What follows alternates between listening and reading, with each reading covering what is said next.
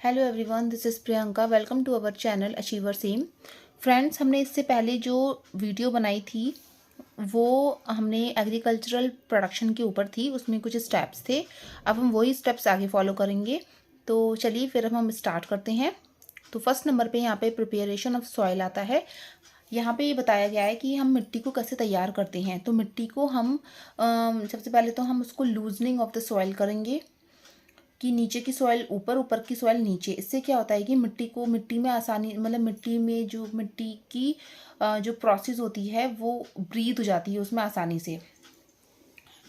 और दूसरी चीज़ इसमें ये भी होता है कि जो अर्थवॉर्म और माइक्रोब्स जो सॉइल में प्रेजेंट होते हैं वो भी काफ़ी हेल्पफुल हो जाते हैं हमारे लिए।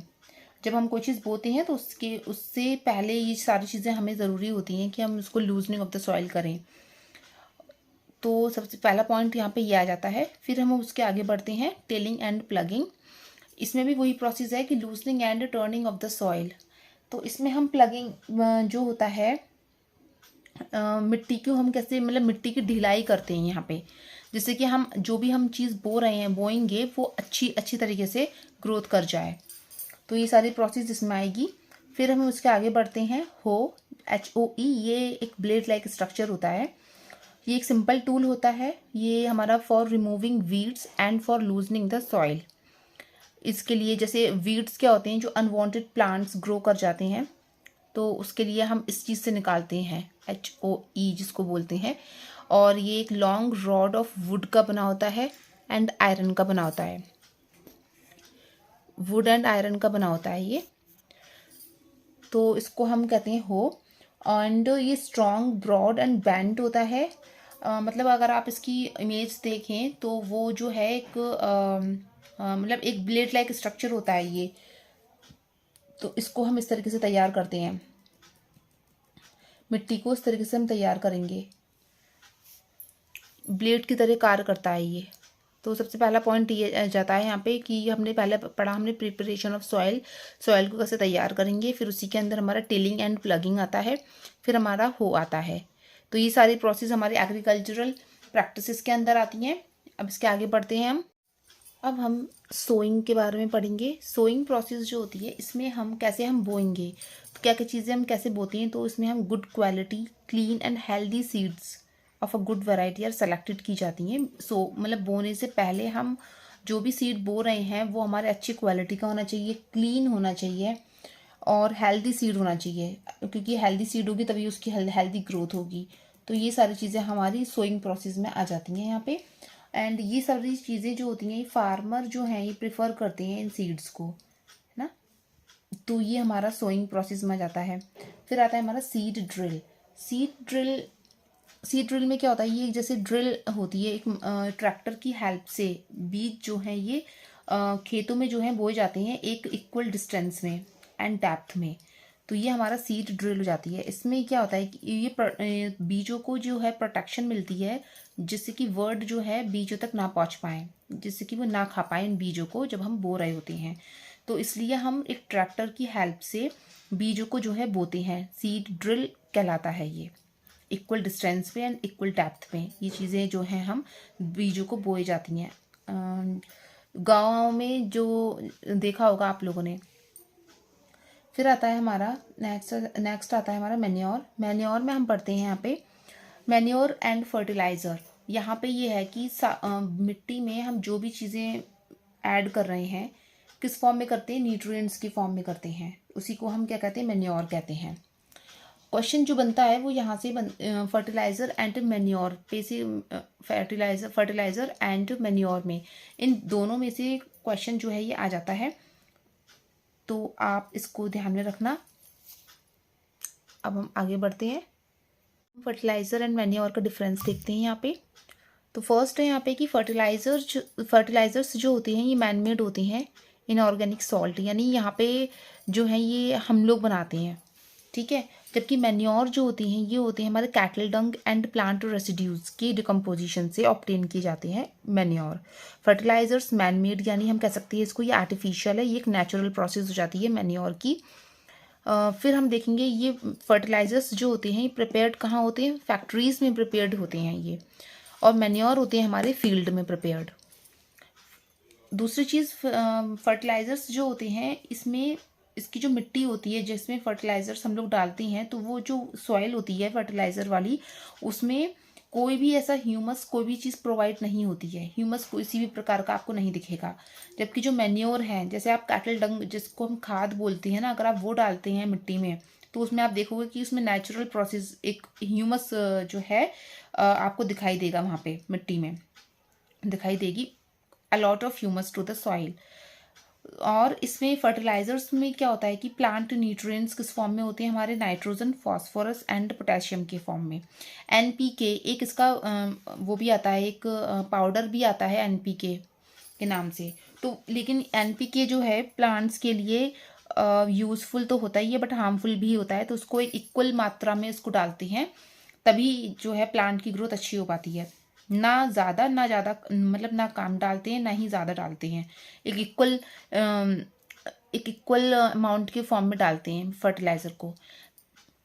मैन्योर में less rich in plant nutrients होते हैं मैन्योर में। बट क्या होता है कि मैन्योर के कुछ एडवांटेजेस हैं कि मैन्योर में हमारी एक तो वाटर होल्डिंग कैपेसिटी बहुत अच्छी होती है, सॉइल पोरस बनाता है ये, जिससे क्या होता है कि जो ब्रीदिंग प्रोसेस हो जाती है वो बहुत अच्छी होती है इसमें, मतलब एक्सचेंज ऑफ गैसेस बहुत अच्छा होगा यहाँ पे, ठीक है, सॉइल की। दूसरी चीज़ फिर आता है यहाँ पे increased number of friendly microbes, मतलब नंबर ऑफ फ्रेंडली माइक्रोब्स को के अमाउंट को बढ़ाएगा ये। जब नंबर ऑफ फ्रेंडली माइक्रोब्स को बढ़ाएगा तो उससे क्या होगा कि प्लांट की ग्रोथ भी बहुत अच्छी होगी, उसकी फसल भी बहुत अच्छी होगी, यानी सॉइल टेक्सचर भी बहुत अच्छा होगा। तो ये सारी चीज़ें जो हैं मैन्योर में, इसकी कहीं ना कहीं मतलब इससे कम है थोड़ा सा फर्टिलाइज़र के मुकाबले, क्योंकि देखो ये रिच होता है प्लांट न्यूट्रिएंट्स में, बट ये less rich in plant nutrients है। बट क्या है कि एक नेचुरल प्रोसेस है, तो कुछ एडवांटेजेस भी इसकी अच्छी हैं। तो इसलिए ये चीज़ आप लोग ध्यान रखना, इन दोनों के डिफरेंस है, ये एग्जाम में पूछी जाती हैं। अब हम इसके आगे पढ़ेंगे इरिगेशन। अब हम पढ़ेंगे यहाँ पे इरिगेशन। तो इरिगेशन क्या चीज़ होती है कि जहाँ पर पानी की सप्लाई क्रॉप्स में एक रेगुलर टाइम पीरियड के दौरान दी जाती है, उसको हम इरिगेशन कहते हैं। बट इरिगेशन प्रोसेस में जो हम पानी की सप्लाई दे रहे हैं, तो वो डिपेंड करती है हमारी सॉइल टू सॉइल और सीज़न टू सीज़न। जैसे कि अगर आप समर में दे रहे हो पानी, तो उसमें वाटरिंग जो होती है वो हाई हो जाती है, विंटर में कम हो जाएगी। तो इस तरीके से ये डिपेंड करती है soil to soil, season to season. इसके कुछ सोर्सेज हो जाते हैं इरिगेशन के, जैसे कि ट्यूबवेल्स हो गए, ponds, lakes, rivers, dams, wells and canals, ये सारी चीज़ें इसके सोर्सेज हैं। फिर हमारे ट्रेडिशनल मेथड ऑफ इरिगेशन।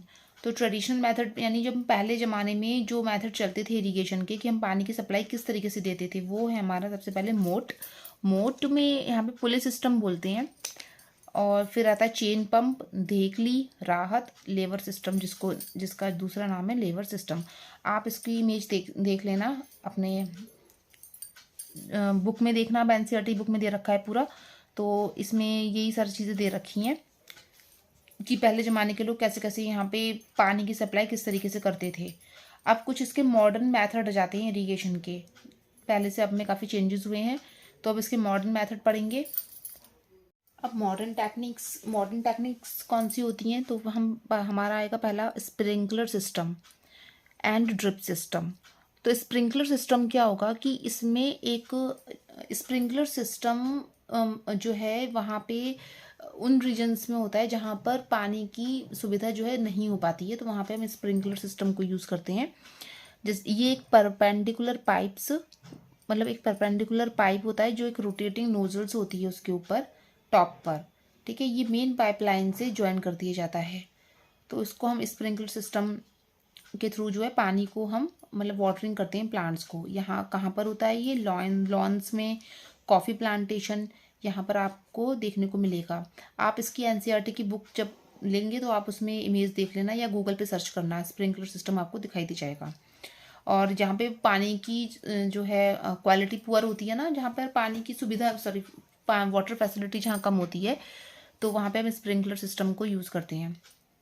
ये एक तरीके से जैसे बारिश हो रही होती है ना, उस तरीके से यहाँ पे लगाया जाता है क्रॉप्स वगैरह में।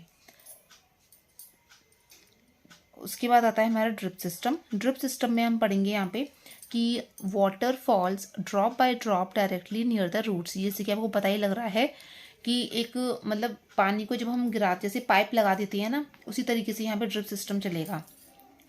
उसमें जो पानी जाएगा वो यहाँ रूट्स में चला जाता है, डायरेक्टली कहाँ जाएगा, रूट में जाएगा। जैसे कि हम लोग घर वगैरह में जो प्लांट्स वगैरह होते हैं पाइप जब हम लगाते हैं तो क्या करते हैं, ऐसे ही छोड़ देते हैं, नीचे लगा दिया। उसी तरीके से यहाँ पे वही प्रोसेस कहलाती है ड्रिप सिस्टम। यहाँ पे फ्रूट प्लांट हो गए, गार्डन्स हो गए एंड ट्रीज हो गए, यहाँ पे देते हैं। अब हम इसके आगे पढ़ेंगे सिलोस। सिलोस को हम ग्रेनरीज भी कहते हैं। सिलोस क्या होता है कि ये एक स्टोर ग्रेन, जहाँ पे हम ग्रेन्स को स्टोर करते हैं, किसमें, जूट बैग्स में, यानी store grains in jute bags, उसको हम कहेंगे सिलोस या फिर ग्रेनरीज। ये हमें प्रोटेक्ट करता है, to protect them from pest, जैसे कि राइट एंड इंसेक्ट से, यानी ये जो ग्रेन्स होते हैं ना उनको प्रोटेक्ट करता है पेस्ट से, लाइक राइट एंड इंसेक्ट। तो उसको हम सिलोस कहते हैं। सिलोस हो गया एक जूट बैग में हमने ग्रेन को स्टोर कर दिया, तो सिलोस एंड ग्रेनरीज कहलाती है। फिर आता है हमारा विनोइंग। विनोइंग प्रोसेस हो जाता है कि separation of grain and chef, यानी ग्रेन्स को हमने अलग करा है, ग्रेन्स एंड शेफ को हम अलग कर देते हैं, तो उसको प्रोसेस को हम क्या कहते हैं, विनोइंग कहते हैं। ये चीज़ें विनोइंग, थ्रेशिंग, ये चीज़ें आपको ध्यान में रखनी है कि विनोइंग प्रोसेस जो होती है वो कैसे कहलाएगी। विनोइंग प्रोसेस कि फार्मर क्या करते हैं कि विद स्मॉल, ये एक मतलब एक लैंड, जैसे लैंड है, स्मॉल होल्डिंग ऑफ लैंड, तो उसमें हम क्या करते हैं कि ग्रेन को अलग कर रहे हैं, ग्रेन एंड शैप को अलग कर देते हैं, तो वो प्रोसेस हमारी कहलाएगी विनोविंग। थ्रेशिंग प्रोसेस हो जाती है कि in the harvested crop the grain seeds need to be separated from the chaff, यानी यहाँ पे ग्रेन सीड को अलग, मतलब grain seed need to be अलग करते हैं, यानी grain seed need to be separated किससे, शैफ से। विनोविंग में होता है कि हमने ग्रेन को अलग कर दिया है, ग्रेन को ही अलग कर दिया है, ठीक है। Grain, separation of grain and chef, ये हो जाता है हमारा विनोइंग की थ्रू, यानी विनोइंग के द्वारा हमने ग्रेन एंड शैप को अलग कर दिया है। थ्रैशिंग में क्या होता है कि एक हार्वेस्टेड क्रॉप जब तैयार हो गई तो हम उसके सीड को अलग करते हैं शैप से, तो ये चीज़ आप ध्यान में रखना। ऐसे ही आता है एक वीडीसाइड्स। वीडीसाइड्स क्या होता है, पहले तो हम पढ़ेंगे, हमने इससे पहले बताया था वीडीसाइड्स हमने बताया था कि जो अनवांटेड प्लांट्स होते हैं ना, वो किसी केमिकल के थ्रू अलग कर दी जाती हैं, उनको या तो हम जला देते हैं, ठीक है, या फिर हम अभी हमने HOE पढ़ा था तो उसके थ्रू हम उसको निकाल देते हैं, वीडीसाइड्स कहलाते हैं, है ना। तो कुछ सर्टेन केमिकल्स होती हैं, जैसे कि वीड्स जो होती हैं वो वीड्स कहलाती हैं, जो अनवांटेड प्लांट होती हैं। तो जब हम अनवांटेड प्लांट को निकालते हैं उसको हम वीडीसाइड्स कहते हैं, और जो वीड्स ग्रो कर जाती हैं वो अनवांटेड प्लांट होते हैं, तो ये चीज़ आप ध्यान रखना, ठीक है। तो वीडीसाइड्स क्या होगा, कुछ केमिकल के थ्रू हमने एक वीड्स को निकाला, वीडीसाइड्स कहलाएंगे। और वीड्स जो होते हैं वो एक अनवांटेड प्लांट जब ग्रो कर जाते हैं वो हो जाते हैं हमारे वीड्स, तो ये चीज़ आपको ध्यान में रखनी है। तो ये कुछ इंपॉर्टेंट पॉइंट्स हैं क्लास 8 चैप्टर 1 के, क्रॉप प्रोडक्शन के, चैप्टर का नाम है क्रॉप प्रोडक्शन। एक चीज़ और होता है कि यहाँ पे पैडी, एक क्वेश्चन बनता है यहाँ पे कि पैडी जो है वो ग्रो करते हैं कौन से सीज़न में, वो करते हैं हमारे रेनी सीज़न में ग्रो पैडी, क्योंकि उसमें पानी की बहुत ज़्यादा ज़रूरत होती है इसलिए। तो फ्रेंड्स ये चीज़ आपको ध्यान में रखना, जो जो पॉइंट्स आपको बताए गए हैं ये इम्पॉर्टेंट है, और इसमें से क्वेश्चन जो हैं अधिकतर बन जाते हैं। तो friends this is all about chapter 1 class 8 crop production. तो आई होप आपको ये वीडियो पसंद आएगी, और अगर आपको पसंद आए तो लाइक शेयर सब्सक्राइब करिएगा, और आई होप आप लोग इसका रिवाइज करिएगा। सीटेट का एग्ज़ाम जो है वो 21 जनवरी में है, तो जितना हो सकता है मैं आपको ये चीज़ें प्रोवाइड कर रही हूँ। और आप लोग NCERT बुक ज़रूर पढ़िएगा, क्योंकि क्वेश्चन सब उसी में से ही आ रहे हैं। तो जो क्वेश्चन मैंने अभी आपको बताया था कि पैडी जो है हम उसको विंटर सीजन में क्यों नहीं ग्रो कर सकते हैं, क्वेश्चन एक ये है कि पैडी को हम विंटर सीजन में क्यों ग्रो नहीं कर सकते हैं। क्योंकि विंटर सीजन में हम इसलिए ग्रो नहीं कर सकते हैं क्योंकि पैडी रिक्वायर करता है बहुत ज़्यादा पानी, और इसलिए हम उसको ग्रो करवाते हैं केवल रेनी सीजन में। तो पैडी हमेशा ग्रो किस में करेगा, रेनी सीजन में। तो guys this is all about to the chapter 1 class 8 crop production. And आप इसको याद करिएगा, रिवाइज करिएगा, और अगर आपको वीडियो पसंद आई हो तो लाइक शेयर सब्सक्राइब करिएगा। Thank you. मिलते हैं अब हम नेक्स्ट वीडियो में, नेक्स्ट चैप्टर